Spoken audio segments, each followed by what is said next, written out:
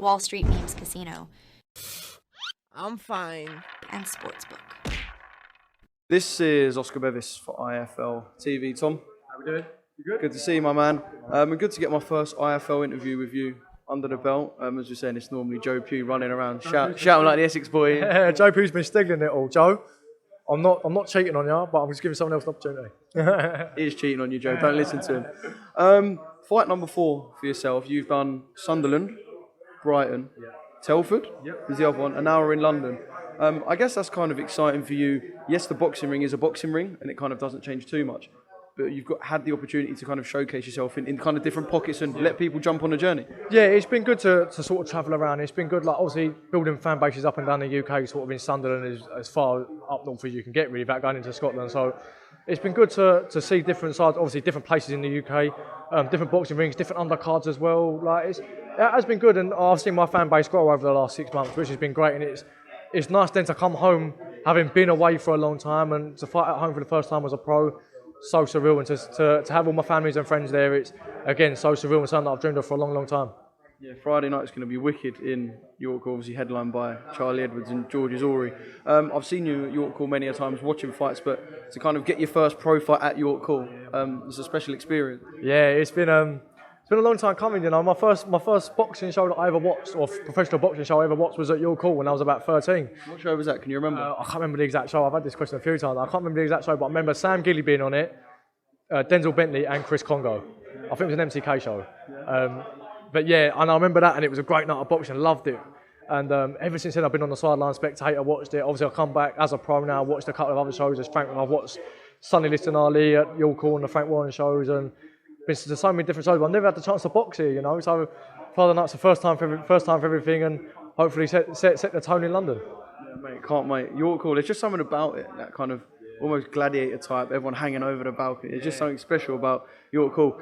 In the 3 fights you've had so far, what would you say, if you could pinpoint one thing, is the thing you've learned most about yourself? The pro pace, and about myself, sort of the pro, not even just the pro, but the man that I'm becoming now. You know, like it's not like this time 6 months ago. Like I watched my first fight back a couple of nights ago, and I was like, do you know what? I looked so young then. I was so not even naive, and it's not that long ago either. Do you know what I mean? It was like I've learned so much in that 6 months, as in terms of being a man, doing this sort of thing, being a pro boxer, doing the media, everything else, and my responsibilities as a professional athlete now. You know, I've learned so much. What more will I learn at the end of the year? You know, there's so much more I can learn. I'm so early in my career as well. I'm only 19, and I've got so many years left. And someone like Charlie Edwards, who's here now, who's been there, seen it and done it, it's an opportunity to pick his brains and learn from him and sort of rub shoulders with him. It's an opportunity you can't buy.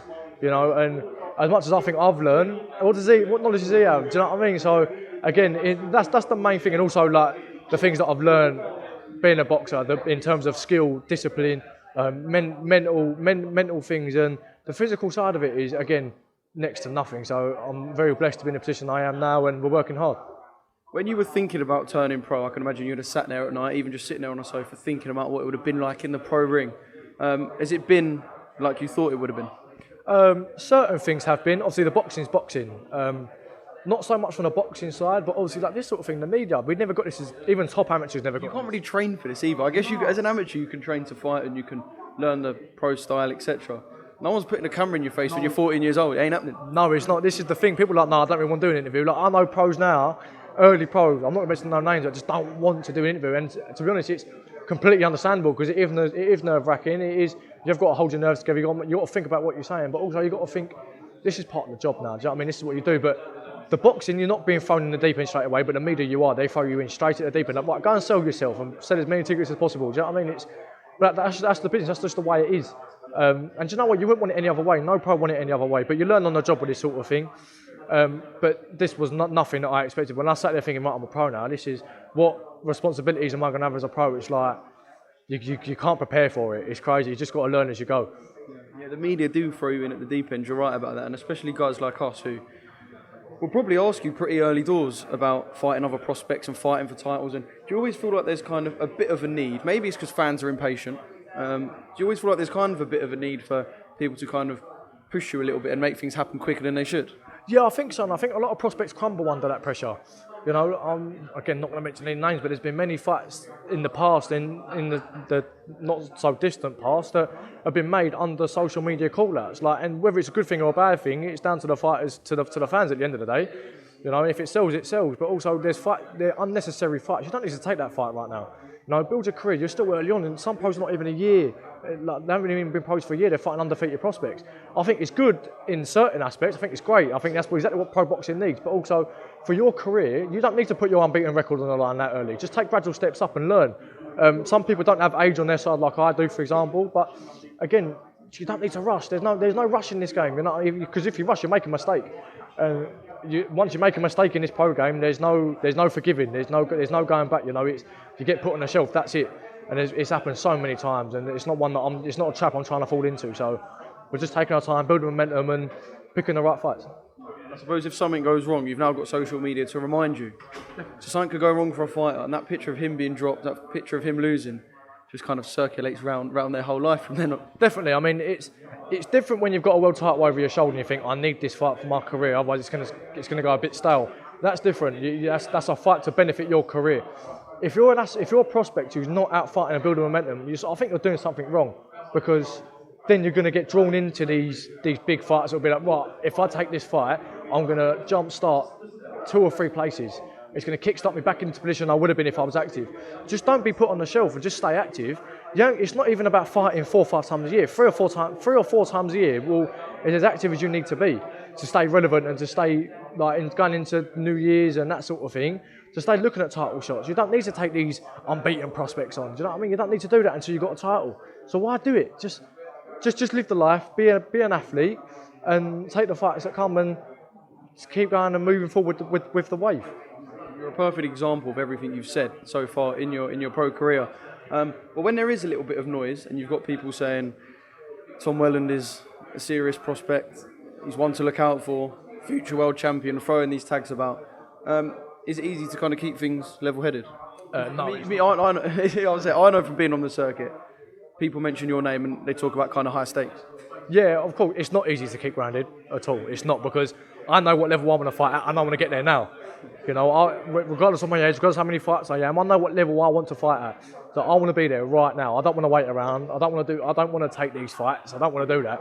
But you have to do that, because that level you're aspiring to be at is a ridiculous amount of years in front of my time, you know. So right now, listen, rubbing shoulders with people like Charlie Edwards, for example, shows me what level I want to be at. He's been there, done it, and seen it. He's coming back at a new weight and to do it again. I want to be there, and I can pick his brains and learn so much off of him that it's invaluable. The experience I can gain off him is invaluable. And again, these sorts of experiences, it is humbling. It does open my eyes to be like, I've got so much time, you know. I'm 19. I've not been a pro I've just been a pro for over 6 months. You know, I've got so much time. I don't need to take these unnecessary fights. This guy in boxing, he is quite a big step up. But again, I think from what I've seen of him, I think you'll be not an easy night's work. Nothing's an easy night's work, but I think it'll be a comfortable night's work and a good showcase of my level. Man, I can't wait. Tom, top man, thanks for speaking to IFLTV.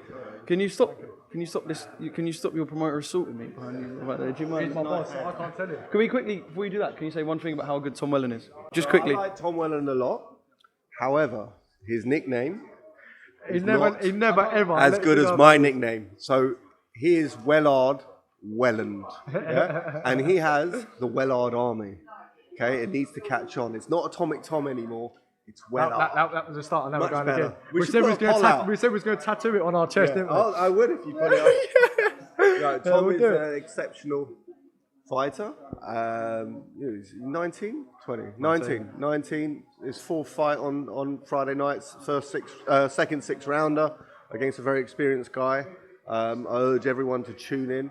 Tickets are sold out for Friday. Tom's got a big army out there, the Welland Army. They're coming to support him all the way from Essex. That's what we do. Via Philippines. That's what we do. And he's got a big future in the sport. Wall Street Memes Casino I'm fine. and Sportsbook.